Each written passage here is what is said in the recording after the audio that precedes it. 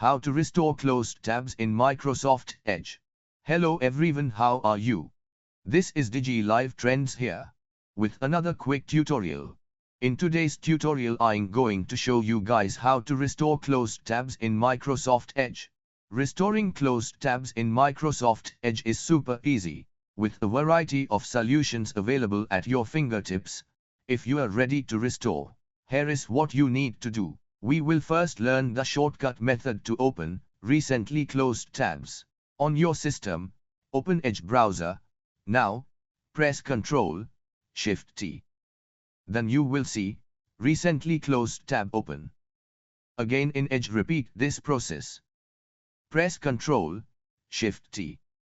Another tab that you closed before the last one will open. This is one way.